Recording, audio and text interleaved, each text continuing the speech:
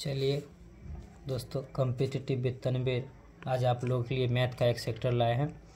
वही परसेंटेज पिछला जो अध्याय जारी था वही अध्याय का है, प्रतिशत का, और टाइप 6 ही है। आप ए बी सी ये 3 टाइप 6 का पढ़ चुके हैं और ये टाइप डी है। आज उसी प्रतिशत पर आय व्यय पर आधारित प्रश्न है, जिसमें देखिए वही आय व्यय है मेरे पास क्वेश्चन, जिसमें देखिए आय बराबर होगा वही व्यय प्लस बचत, यानी खर्च, सॉरी बचत हो गया। देखिए प्रश्न पढ़ते हैं दोस्तों। देखिए कह रहा है कि हिटलर अपनी आय का 30% बचत करता है। यदि वह 30% बचत करता है तो इसका मतलब खर्च 70% करता है। देखिए करना आपको कुछ भी नहीं है। ऐसे प्रश्न में आय बराबर व्यय प्लस बचत लिख लीजिए, और यहाँ 30% बचत है तो आप बचत के सामने लिखिए 30%, ये लिख दिए। बचत सामने 30%, जब बचत है 30 तो खर्चा होगा 70, खर्च सामने 70 भी लिख दिए। ये प्लस है, प्लस भी लिखिए, और 30 70 इसका मतलब आय हो गया 100, आय हो गया 100, ये लिख दिए सामने। ये बराबर है तो बराबर भी लिख लीजिए।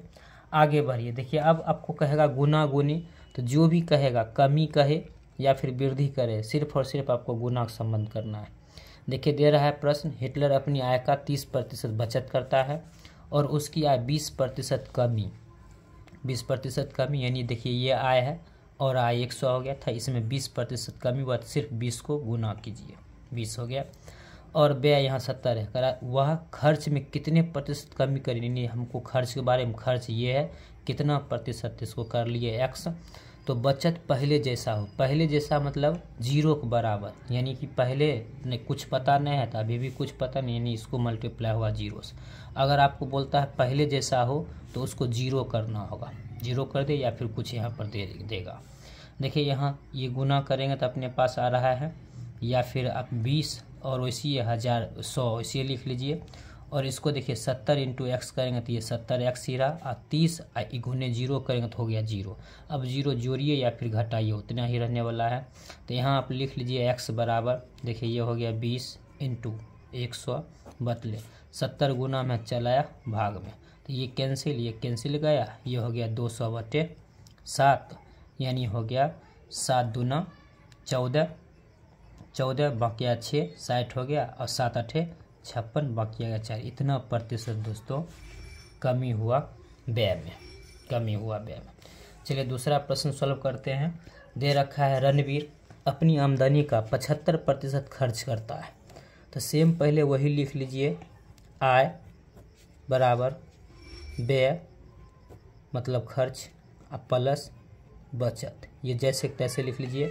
आय देखिए आय तो दोस्त हमेशा 100 होगा, 100 लिख लिए बराबर। अब देखिए यहाँ की कह रहा है 75% खर्च कर देता है, यानी व्यय हो गया 75%। अगर दोस्तों 75% खर्च करता है तो वो बचत करेगा 25%, तभी तो 75 और 25 मिलकर बनाएगा आय 100, ये हो गया प्लस, यहाँ लिख दिए।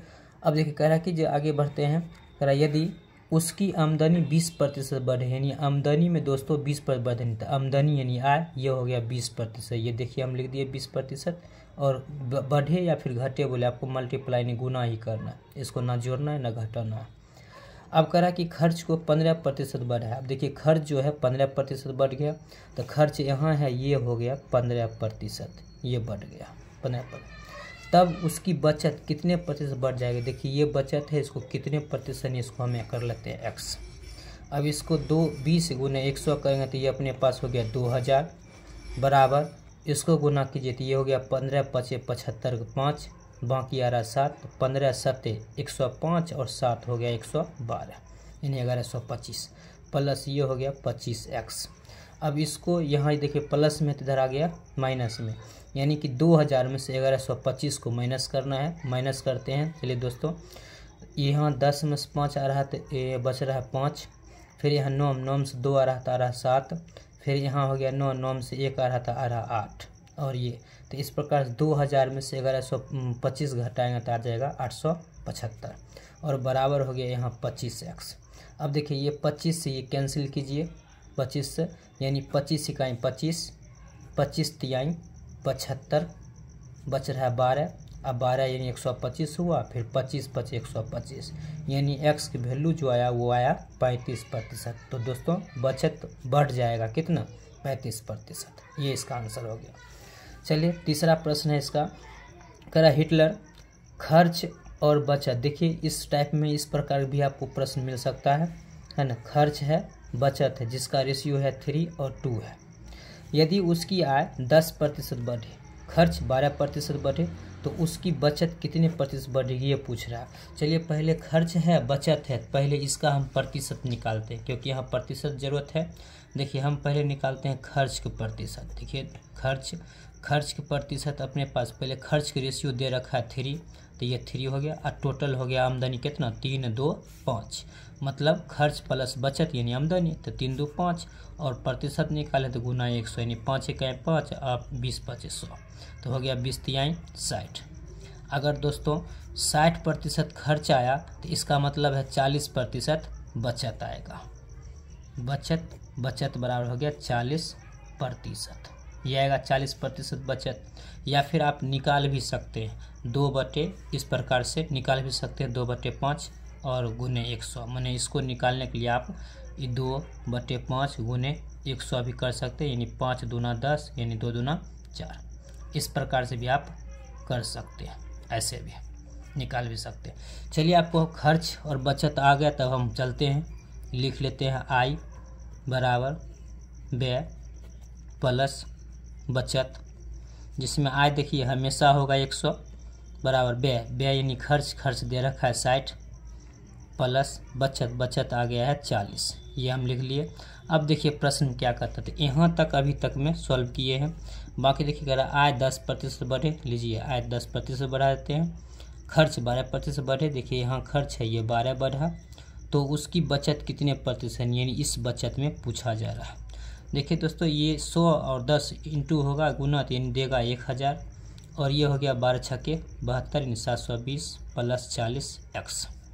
अब देखिए 1000 में से ये 720 प्लस में आ जाएगा माइनस में, यानी घटा, ये 0 में से 0 आएगा 0, और फिर 0 यानी 10 में से 2 गया तो ये हो गया 8, और एक 9 में 7 गया 2, 280 बराबर हो गया 40x। तो इससे हमको यहाँ 0 0 कैंसिल गया, 4 से 4 7 28, यानी x की जो वैल्यू आया वो आया 7%। तो इस प्रकार से आप प्रतिशत आय व्यय पर टोटल आपको डी यानी कि 4 स्टेप में 4 तरीका से क्वेश्चन मिला है, इस प्रकार से बना सकते हैं। तो कॉम्पिटिटिव विथ तनवीर।